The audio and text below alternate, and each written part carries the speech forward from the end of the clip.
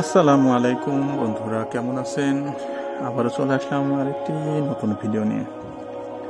আজকে আলোচনা করব অতি সংক্ষেপে জুমার রজনীতে সূরা দুখান পাঠের ফজিলত সম্পর্কে।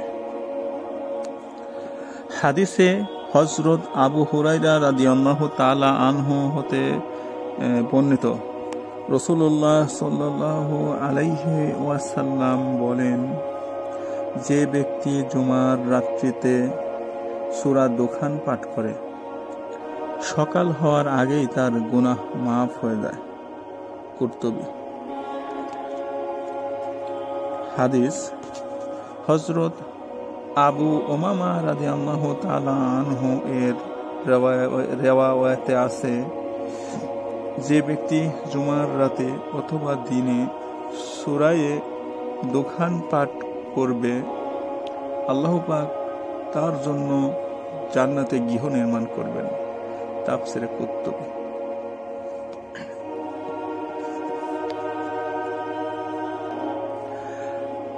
হাদিসে হযরত আবু রাফি রাদিয়াল্লাহু আনহু থেকে বর্ণিত আছে, যে ব্যক্তি জুমার রজনীতে সূরায়ে দুখান পাঠ করবে সে এমন অবস্থায় সকাল যাপন করবে যে তার পাপ ক্ষমা করে দেওয়া হবে এবং ডাগর চোখ বিশিষ্ট হুরের সঙ্গে তার বিয়ে দেওয়া হবে।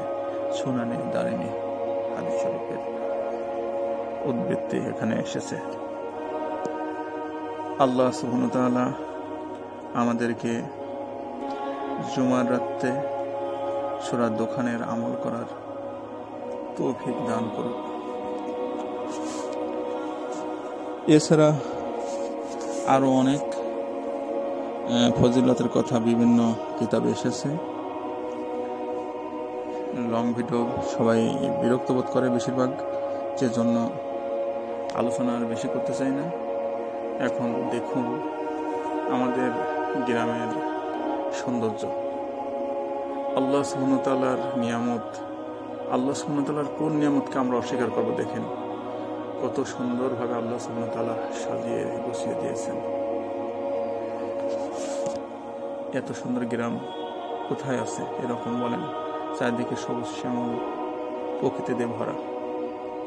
আল্লাহ সুবহানাহু ওয়া তাআলার শুকর আদায় করে আমাদের শেষ করার কোনো অবকাশ নেই, শেষ করার ক্ষমতা নেই।